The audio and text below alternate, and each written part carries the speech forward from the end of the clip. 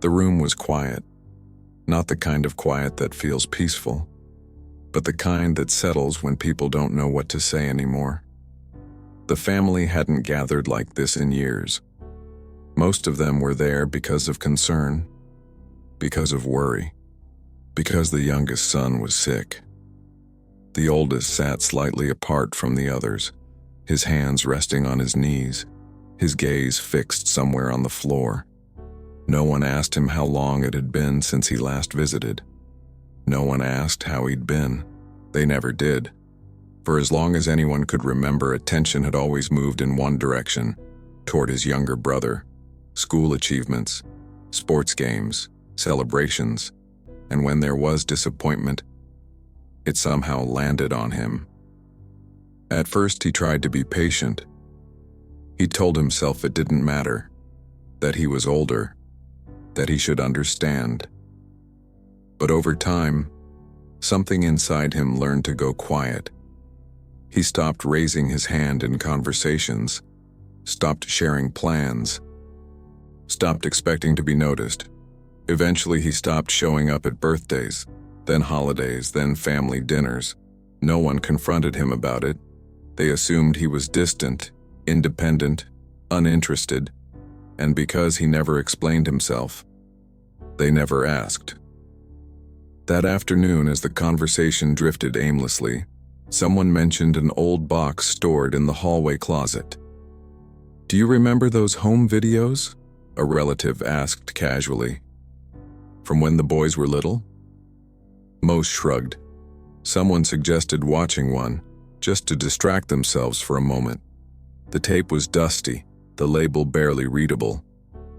When the screen flickered on, laughter filled the room. Two small boys appeared, one energetic and loud, the other quieter, standing slightly behind. At first it felt nostalgic, then uncomfortable. The camera followed the younger boy almost constantly. His smile, his voice, his achievements. The older child drifted in and out of frame, often half visible, sometimes forgotten entirely. At one point he stepped forward, holding something he'd made with his hands. He waited. The camera didn't turn toward him. Someone off-screen laughed at something else. The moment passed. No one in the room said anything, but no one looked away either. The video continued, birthday after birthday, holiday after holiday. The pattern didn't change. Praise flowed one way, silence the other. And suddenly memories began rearranging themselves. They remembered how he used to sit quietly at the table, how he rarely asked for anything, how he never complained. They had mistaken his silence for strength. When someone mentioned how he stopped coming around years ago, the room shifted again. That was around the same time he stopped calling. Around the same time he stopped answering messages quickly. Around the same time he disappeared, not physically, but emotionally.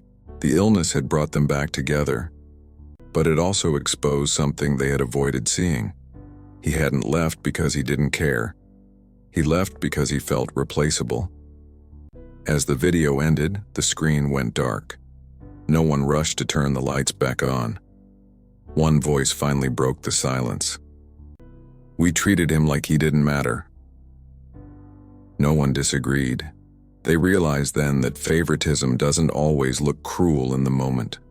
Sometimes it looks normal, comfortable, familiar, until time forces you to watch it again, from the outside. The oldest son never asked for explanations, never demanded fairness. He simply learned where he stood, and stepped away quietly. That evening, they sat with the weight of something they could no longer undo. Not because he was gone, but because they finally understood why. Some families don't lose people through arguments. They lose them through indifference. And sometimes the truth doesn't come through confrontation.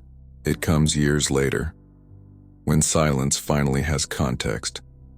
They always chose his brother over him, and by the time they realized what that choice had cost, the distance had already learned how to live on its own.